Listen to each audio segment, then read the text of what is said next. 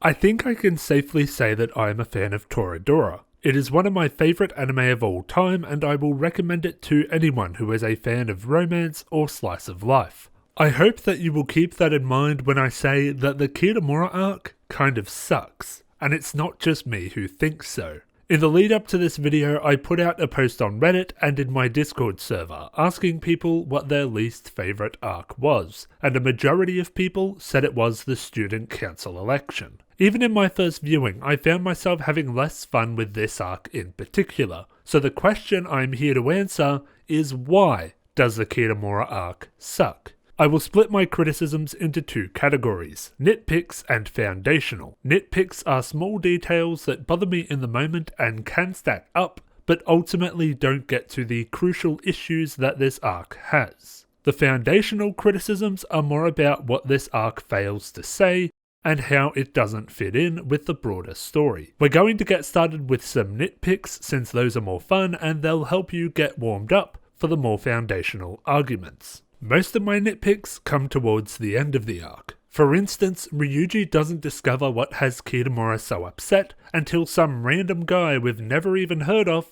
calls him out of the blue. Why could Ryuji and Kitamura not have had this conversation while walking home together?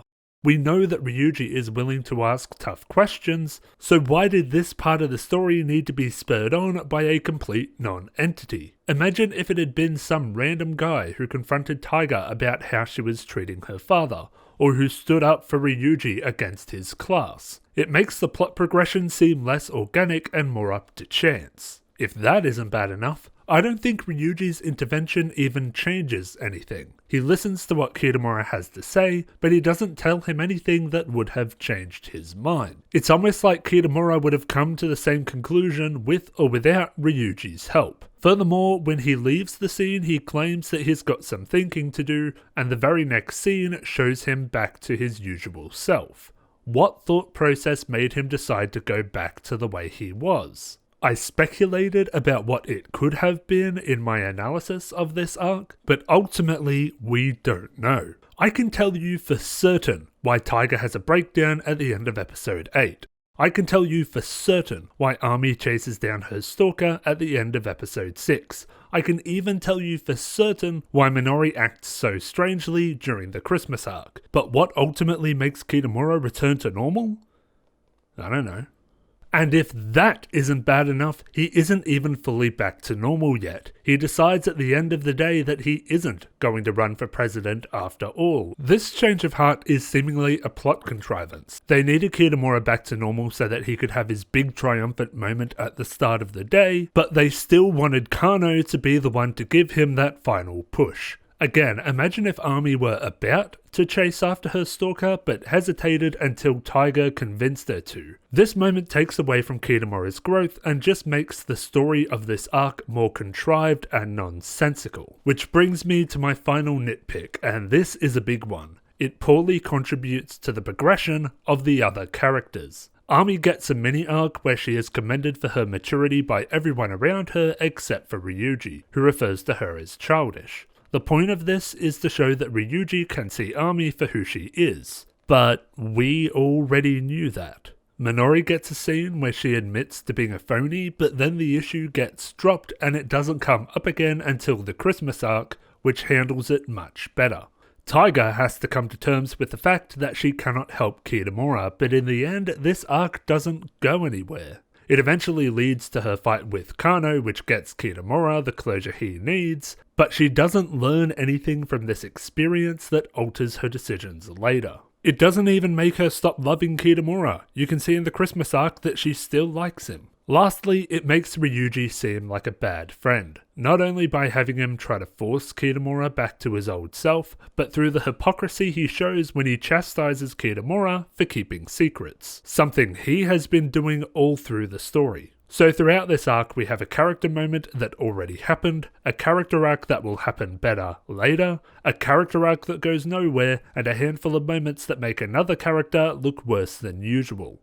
All this in a show that is supposed to be about its characters and the way they grow.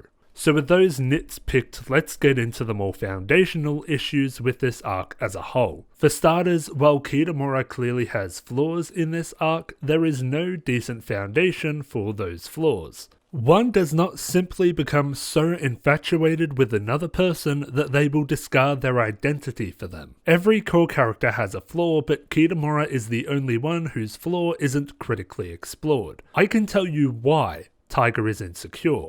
I can tell you why Ryuji is self-conscious. I can tell you why Ami is fake or why Minori tries so hard to please everyone. But as far as the narrative is concerned, we know that Kitamura invests his identity into his love for Kano, but we don't know why. Toradora as a whole also has a brilliant habit of focusing each character arc on a particular theme or struggle that our character is experiencing. The Culture Festival arc, for instance, starts with Taiga not wanting to let her father back into her life, and ends with confirmation that she doesn't need him. The pool arc starts with a threat that Taiga could lose Ryuji and ends with a declaration that she will not let that happen. The Kitamura arc starts with Kitamura upset about losing the love of his life. Then it becomes about him acting out. Then it becomes about him rejecting a call to responsibility. Then acceptance, then denial, then acceptance again, and then it ends with his love for Kano. My original analysis of this arc focused on the theme of identity and how Kitamura foolishly had his identity rely on outside sources. In reality, that analysis could have been about plenty of things. I could have written just as detailed an analysis about responsibility, sacrifice, childishly avoiding one's problems, or any other facet of Kitamura's arc. The issue with this lack of focus is that it takes away whatever message the arc could have had. Most of the show's arcs present a core message. Your biological family is not entitled to familiar love. Harems are dangerous. Refusing to face your problems will only make them worse. But the Kitamura arc fails to have as strong a message because it tries to say too many things. That brings me to the real point of this video essay. At its core, Toradora is a show about bettering oneself and how people need help to do so. Each arc sees our characters have some kind of revelation in regards to their relationships or grow in some significant way. Kitamura's arc does not showcase this. If you were to skip the Kitamura arc altogether, he wouldn't seem all that different. There is no growth here. And ultimately, it's that lack of real character growth that makes this arc underwhelming and people's least favourite part of this otherwise great show. That is why the Kitamura arc sucks.